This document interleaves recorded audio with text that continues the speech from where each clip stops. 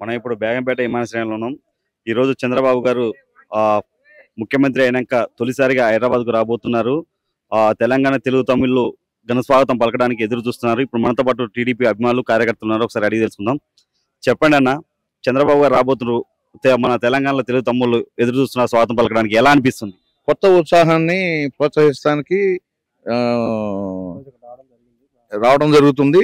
Plus జనాలను ఉత్తేజపరిచి గత వైభవాన్ని మళ్ళీ తీసుకొని దాని మీద ప్రయత్నంతో తొలిసారిగా వస్తున్నాడు కాబట్టి జాతీయ హోదాలో ఆంధ్రప్రదేశ్ ముఖ్యమంత్రిగా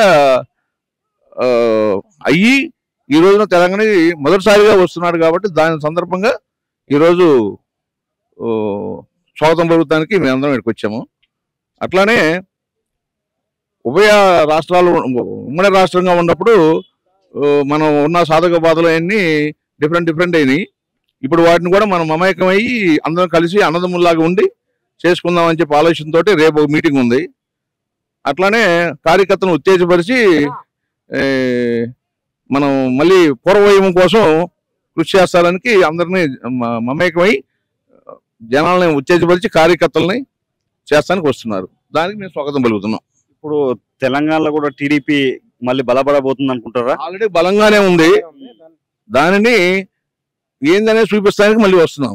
అట్లా రేపు తెలుగు రాష్ట్రాల ఇద్దరు ముఖ్యమంత్రులు రేవంత్ రెడ్డి గారు, చంద్రబాబు గారు రేపు భేటీ కానున్నారు. దీన్ని ఎలా చూసుకుంటున్నారు? అది ఒక మిత్రబంధం. ఇది అంటే పార్టీ పరంగా ఒకటే కాదు, మిత్రబంధం.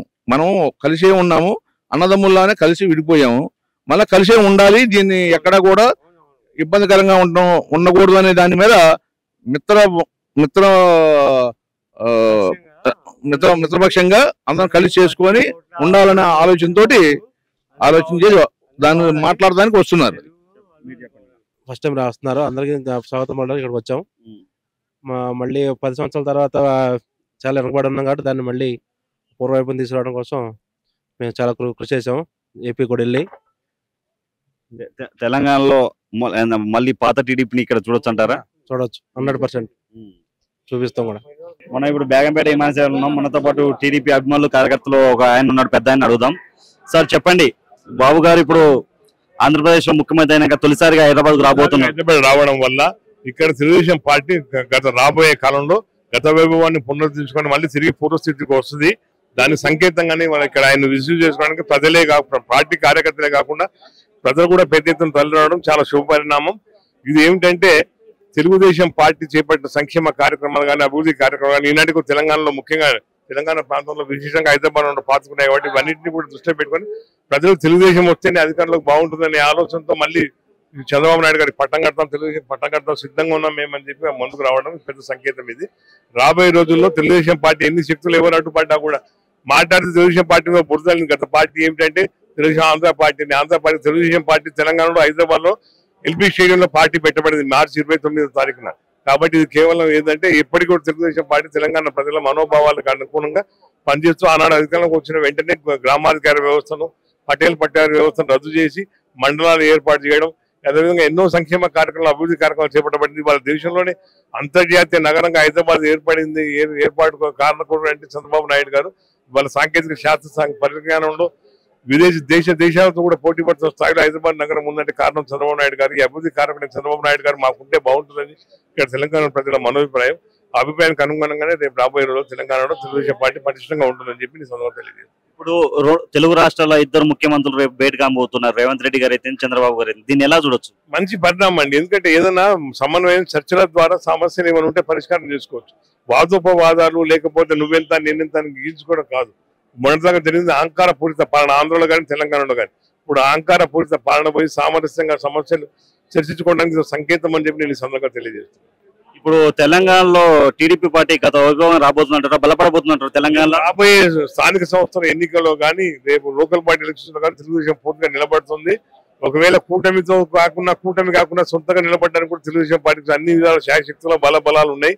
ఇవన్నీ కూడా సత్యం తప్పకుండా జరిగే కార్యక్రమం అని చెప్పి మనతో పాటు టీడీపీ అభిమాని గారు ఒక మేడం గారు ఒకసారి అడుగుదాం. మేడం చెప్పండి, బాబు గారు ఆంధ్రప్రదేశ్ లో ముఖ్యమంత్రి అయినాక తొలిసారిగా హైదరాబాద్ రాబోతున్నారు, దీన్ని ఎలా? తొలిసారిగా రాబోతున్నందుకు మాకు చాలా ఆనందంగా ఉందండి. అంటే ఎన్నో ఘన విజయాలు సాధించిన బాబు గారు తెలంగాణలో ఆంధ్రాలో కూడా జగన్మోహన్ రెడ్డి గారి మూలంగా చాలా నష్టాలు అనుభవించారు. ఆఖరికి జైలులో కూడా సరైన సౌకర్యాలు ఇవ్వకుండా చాలా హింసలు పెట్టి అమరావతిలో ఆడవాళ్ళని కొట్టి చాలా హ్యాపీగా ఉందండి. ఒక ధర్మయుద్ధమే చేశారండి ఆయన. కాబట్టి మేము ఇప్పుడే కాదు, ఆయన జైలు నుంచి వచ్చినప్పుడు కూడా మేము వేల మంది గంటలు గంటలు మేము సీనియర్ సిటిజన్స్ అండి, అయినా కానీ నిల్చున్నాం. కాబట్టి ఎక్కడున్నా కానీ ధర్మమే గెలుస్తుందండి. అందుకే కేటీఆర్ కూడా ఓడిపోయాడు. ఇప్పుడు రేపు యాక్చువల్ గా తెలుగు రాష్ట్రాల ఇద్దరు ముఖ్యమంత్రులు రేవంత్ రెడ్డి గారు అయితే చంద్రబాబు గారు అయితే రేపు భేటీ కానున్నారు. దీన్ని ఎలా చూస్తారు?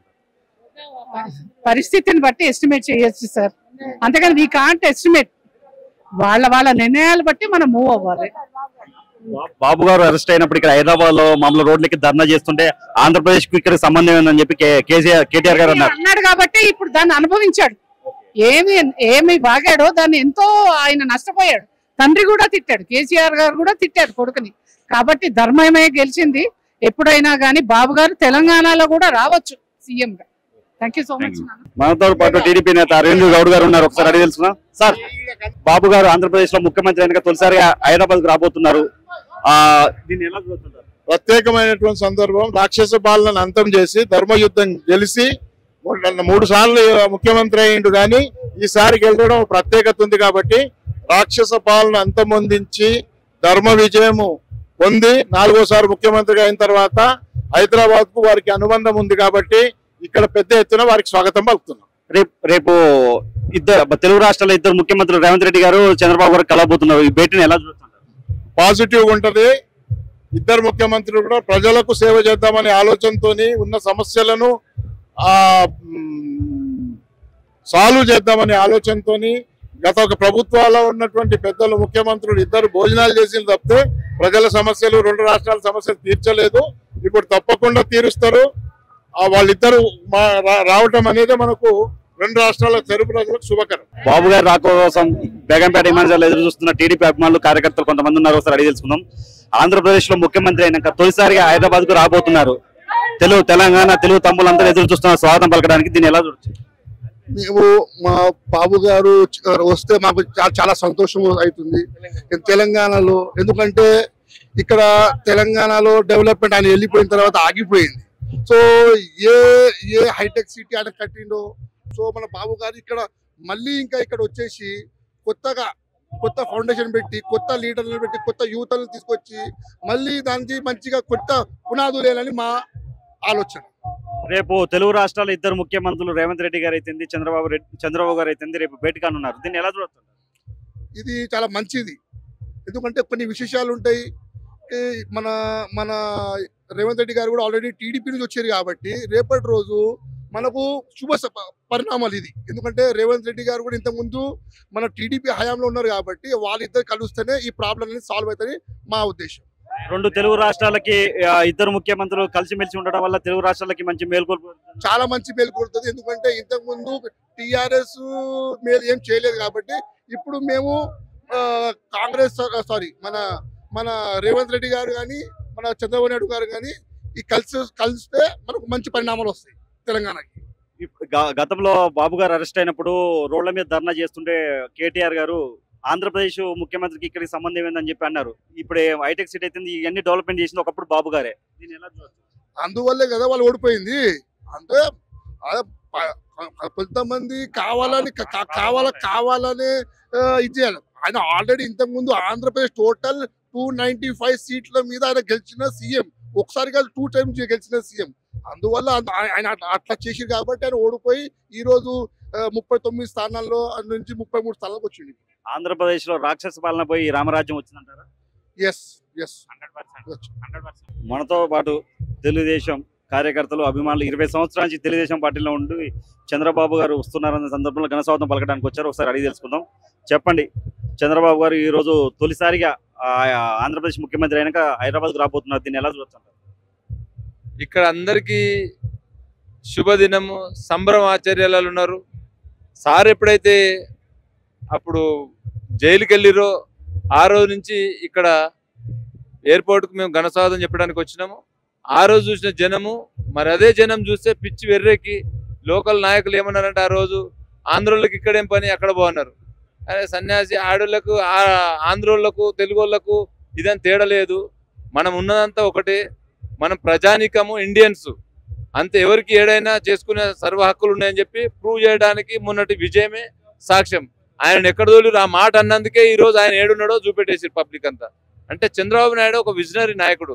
హైదరాబాద్ ఉన్నది అని అంటే ఇవాళ చంద్రబాబు నాయుడు పేరు చెప్పగానే హైదరాబాద్ అంటే చంద్రబాబు నాయుడు అంటారు. ఇవాళ అమరావతి కూడా అట్లా తయారు చేయడానికి ఆయన రెడీగా ఉన్నాడు.